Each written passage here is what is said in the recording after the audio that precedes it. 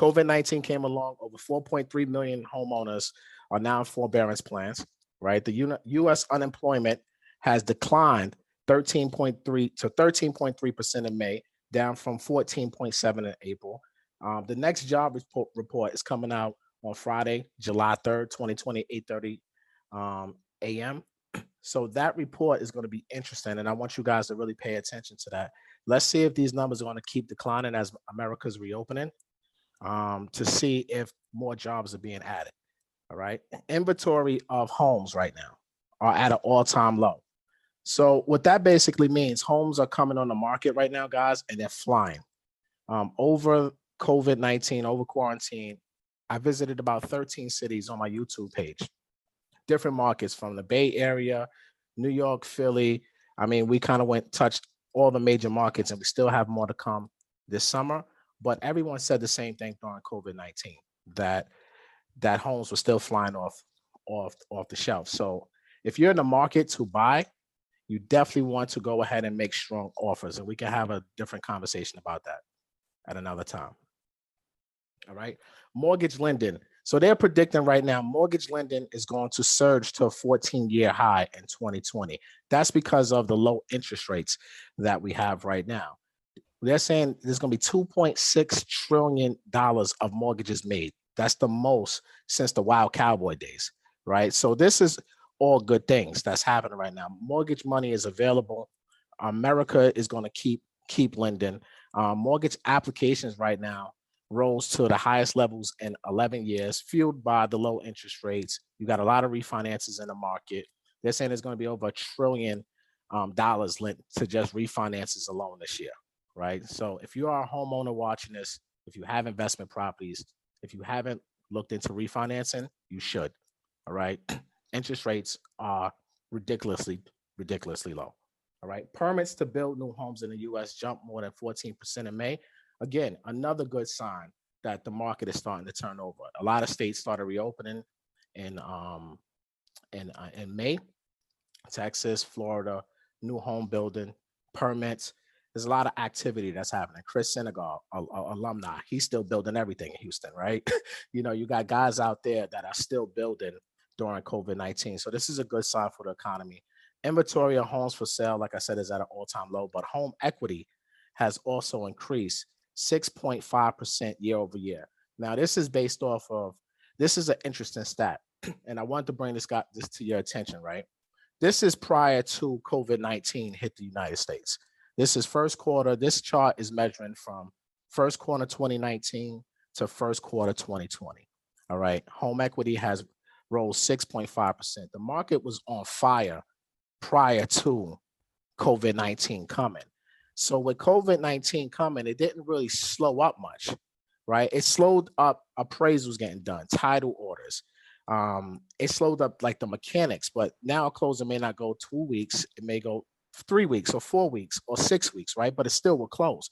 So this is going to be an interesting stat to kind of take a look at going forward as we really measure the effects, the long-term effects of COVID-19 is really paying attention to this. And that's why I wanted to bring this number to you guys' attention tonight, so you can have this in your mind, because the second quarter is almost all over.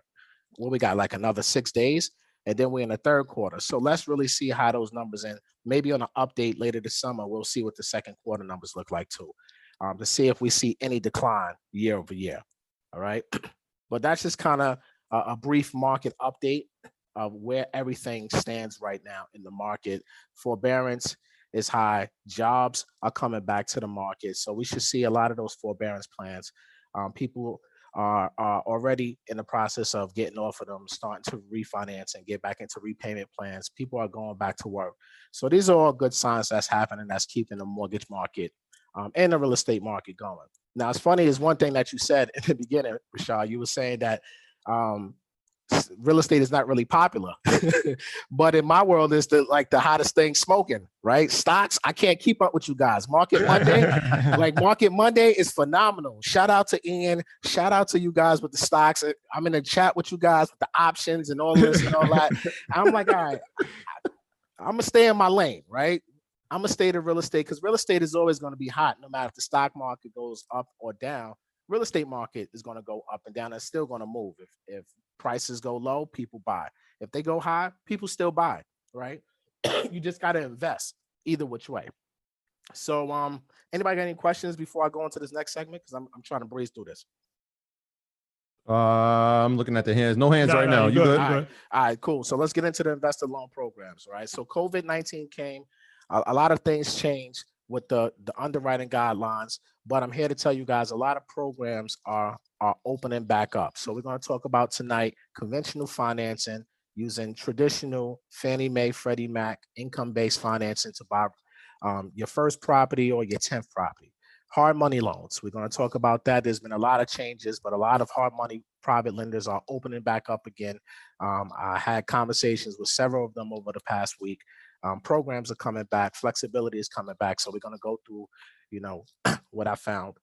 And asset-based lending, my favorite, right? Income-based loans. Your exit strategy to get out of a hard money loan if you're doing a buy, fix, and then you want to hold it long term. So that's the great thing that I want to report to you guys, that asset-based loans are really coming back to full swing. So I'm gonna break these programs down for you. So conventional financing, minimum 680 credit score. So I'm just going to give you guys kind of like the ABCs, what you need to qualify for, and then we go through Q&A. I'm pretty sure you guys are going to have a lot of questions about this stuff. So minimum 680 credit score. It's a full documentation loan, meaning it's income based, right? W-2s, tax returns, pay stub, just like you're going to buy your primary residence, right? Your minimum down payment is 15 to 25% of the purchase price. Now, a single family or condo investment property, you can put down as little as 15%. Multifamilies, duplex, triplex, quads, 25% down payment, no ifs, ands, buts about it. Maximum seller's concession is 3%. A seller's concession, guys, is when a seller agrees to pay a portion of your closing costs. So $100,000 sales price, a 3% concession, $3,000 that the seller is going to pay. 1 to 4 family properties, like I said, Fannie Mae approved condos. The max loan amount is based off the Fannie Mae loan limits. Single families are $510,000. If you live in high cost areas like New York, Cali, areas like that, single family goes up to $765,000, and you can go up to $1.4 million with a 4-family property. All right. Rehab money is available for conventional investment properties. Only one family properties are allowed currently under the Fannie Mae Homestyle program. That program right now, you need about a 660 credit score to start off with that. 6 to 12 months of reserves are required for each property owned. Now, this is one of the big things with conventional loans, the reserve requirement. Fannie Mae and Freddie Mac will allow you to have up to 10 finance properties, but for each finance property, you need to have 6 to 12 months of reserves for each property. It could be in a retirement plan, liquid, but you have to document it, right? And this is where conventional financing gets a little bit tricky because some investors they just don't have that type of reserves handy. But one of the main reasons why you guys will want to go with conventional financing is because of the interest rates. The interest rates are going to be really cheap. I mean, right now, we're locking in people in the low 4% range on 30-year fixed mortgages. Even had a couple come in the high threes for investment properties, multifamilies, refinances, and purchases. So that's one of the main reasons why you would go with a Fannie Mae or Freddie Mac conventional financing, because you really want to take that cheap money that's available. Now, your LLC can be vested in the deed post-closing if you are 100% owner of that LLC and you're the owner of the property. But the mortgage will be in your personal name, okay? You cannot get a mortgage in your LLC with conventional financing. All right, so conventional financing, again, many of clients of mine have used this to buy Airbnb properties, single families that they want to rehab and rent them out long term because the money is just so cheap. But if you don't, again, income based, W-2s, tax returns, pay stubs, that's the documents that we need to see. Rental income, we can help use to help you qualify if you have a history of collecting rental income on your tax returns. So those are the kind of the basics of the conventional program. All right, so let's move on. We going through this, okay, guys? Yeah, you good? Good. We good. All right. All right. So hard money loans, right? So hard money loans, favorite of most investors, especially if you're going to do a fix and flip. You want to buy foreclosed property that's a multifamily, but you want to hold it in the long run. You want to go the hard money route. This is the way to get the quickest, cheapest, fastest money. If you're buying at an auction, if you're buying, at one of those properties, if they say all cash, typically hard money is allowed. So you have very flexible times with this. Oh, let me get back to conventional real quick. Closing time with conventional loans are going to be around 30 to 60 days, just depending on the lender also. And that's very important if you're in a competitive bidding war on a property. You need to be able to close fast. So that's a con with conventional loans for investors. Just want to throw that out there. Closing time with hard money, typically around 2 weeks. Some guys say they can do it in 10 days, but I'll tell you something, just prepare for 2 weeks closing. There's no income verification. So unlike traditional Fannie Mae loans, you don't need W-2s, pay stubs, tax returns. You don't need any of that information. The property is in your LLC's name. You will personal guarantee it with probably 95% of the hard money private lenders out there. They will take a look at your credit score. That's why they need a minimum of 620 to 660. Just depends on who you're going to. Some people are still at 620. Some people want the highest score. It just all depends on who you're talking to. But you don't need no income documentation. All right. Minimum down payment, depending on experience, will be anywhere right now from 15 to 30%. If you have a lot of experience, you can probably get the higher financing. But if you don't have experience, if you're a first timer right now, you can expect to put down 20 to 30% down payment. 100% rehab course is available at a 65% ARV. All right. Pre-COVID, you had some very aggressive lenders out there that will. Can you just explain what ARV is? So after renovated value, okay. After renovated value is your ARV. So it's basically the comps, right? That's basically what you have to look at when you're going into any type of rehab situation. So easy numbers, right? How you figure out 65% ARV. Say you got $50,000 acquisition price, $15,000 in repairs, at 65,000 total between rehab and acquisition. The home will be worth $100,000 per the comps. The comps are comparable sales, typically within a 1 mile radius of the property sold within the past 6 months. Depending on the area, if there's not enough sales, the appraiser can go further out in time or in distance. They just have to notate that, but that's pretty much what you want to look for as the comps, and that's going to determine. So in that situation, it's $100,000 comps. It will sell for $100K. So your ARV in that situation is 65%. Man, Matt, what kind of interest rates are we looking at for hard money? So boom, there we go. Interest rates are going to be somewhere in that right now 9 to 15% range, depending on who you talk to, your relationships, new or seasoned investor. The guys who've been out here consistently doing numbers, they're still getting that 9 to 10% with the more favorable terms right now. The people who are new are getting the 13 to 14% and the 25 to 30% down payment.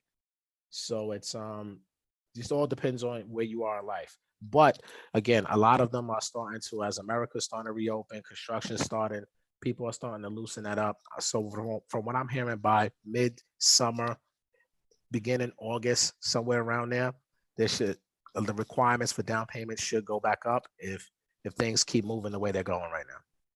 Gotcha. All right. So 1 to 4 family investment properties only. You can't buy your primary residence and get a hard money loan. It's only investment properties. Some hard money lenders are requiring reserves anywhere from 3 to 6 months. But again, depending on your relationships and who you are, you probably don't need no reserves. And that's one good thing, not to cut you off, Matt, but not to cut you off, but I'm gonna cut you off. But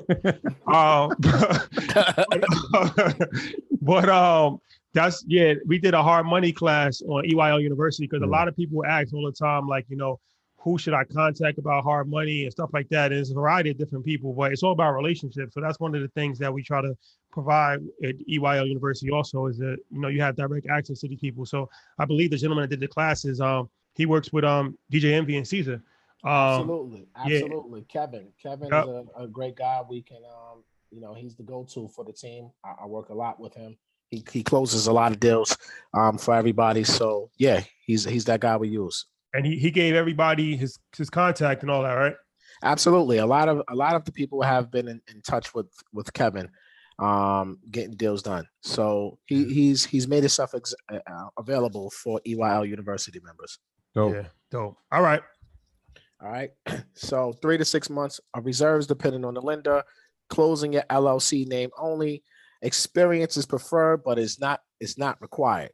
All right. Licensed contractor is required. Some lenders don't care if you have a licensed contractor or not. Just all depends on the lender. 12-month terms, typically for hard money. So you got to have your exit strategies. You got to know how you're getting rid of that property for you newcomers. You don't want to get foreclosed on. You can get extensions depending on who you're talking to, anywhere from 3 months to 6 months. For an extensions, it's going to come at a fee. It's probably going to be very expensive. And like I said earlier, Troy, interest rates on hard money loans right now ranging between 9 and 15%. And with the points is 2 to 4 points. Now, points is 1% of your loan amount. So if it's $100,000 loan, you're looking at 2 points. That's $2,000, right? The smaller the loan, the more points you're going to be charged. The least amount of experience, the more points you're going to get charged. The more experienced, the cheaper the rate, the cheaper the cost. All the terms usually just 12 months, or have we seen them extended past 12, like 12 to 18? Yeah, you've seen them extend up to 18. There's a lot of lenders that had to do forbearance because some investors just couldn't work, right? During COVID. So, a lot of that is now starting to reopen up again. So extensions might be a little bit more generous in the next couple of months, but I know a lot of people had to hold a lot of notes because of the forbearances and everything. My graduates from my school being Forbes, bag drop. Bag drop. A mic drop, bag drop. Bag drop.